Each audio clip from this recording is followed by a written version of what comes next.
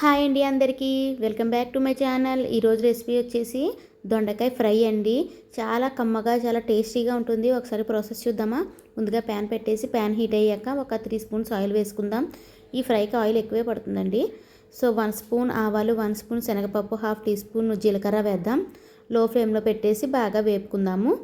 ఇవి colour change అయ్యాక కొంచెం ఎండుమిర్చి వేసేద్దాం. ఒక 3 ఇలా తుంచి వేసుకుందాం.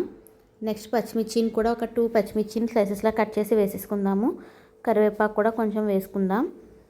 ఇవి బాగా ఫ్రై అవ్వాలండి. శనగపప్పు బాగా కలర్ చేంజ్ అవ్వాలి. సో లో ఫ్లేమ్లో పెట్టి బాగా వేపుకుందాము. నెక్స్ట్ వచ్చేసి ఒక 2 మీడియం సైజ్ ఆనియన్స్ని స్లైసెస్లా కట్ చేసి వేసుకుందాం. ఈ ఆనియన్స్ మరీ మగ్గిపోయిన అవసరం లేదండి. జస్ట్ 1 మినిట్ వేపేసి మనము దొండకాయ ముక్కలను వేసుకుందాం. చూసారు కదా, కొంచెం అల్లం వెల్లుల్లి పేస్ట్ కూడా వేసేసిన తర్వాత వెంటనే మనం దొండకాయలు వేసేసుకుందాం. ఎందుకంటే దొండకాయ ముక్కలతో పాటు ఆనియన్స్ మగ్గుతాయి, ఫ్రై అవుతాయి. ముందే వేపేసుకుంటే కనుక అవి మాడిపోయే ఛాన్స్ ఉంటుంది ఆనియన్స్. సో దొండకాయలు వేసేసి ఒకసారి ఇట్లా బాగా కలిపేసి మనము సాల్ట్ వేసుకుందాము. ఒక 1/2 టీ స్పూన్ వరకు కూడా సాల్ట్ యాడ్ చేద్దాం. కొంచెం ఒక చిటికెడంత పసుపు వేసేసుకొని ఒకసారి బాగా కలిపేసి మగ్గిచ్చేసుకోవాలండి. బాగా దొండకాయలు వేగడానికి కొంచెం టైం పడుతుంది కదా. సో నిదానంగా లో ఫ్లేమ్లో పెట్టి వేపుకుంటూ ఉండాలి. ఒకసారి ఇలా మొత్తం బాగా కలిపేసి మూత పెట్టేసి ఒక 15 నాకైతే ఇక్కడ 15 మినిట్స్ పట్టిందండి బాగా మగ్గిపోవడానికి.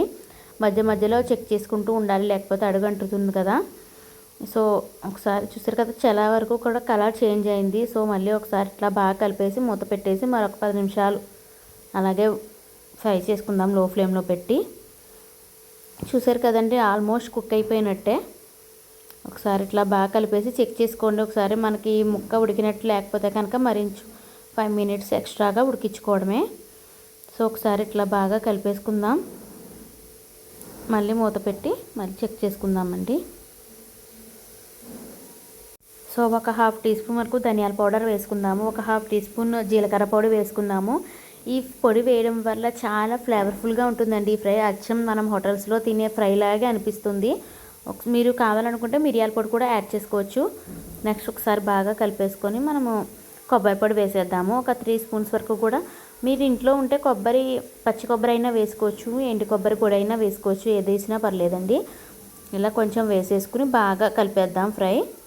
ఇది మొత్తం ఈ పొడి వేసిన తర్వాత ఎక్కువ టైం పట్టదండి ఫ్రై చేసుకోవడానికి. జస్ట్ ఒకసారి ఇట్లా బాగా కలిపేసి మనము దించేసుకోవడమే. కారం కావాలనుకుంటే కూడా కారం యాడ్ చేసుకోవచ్చు.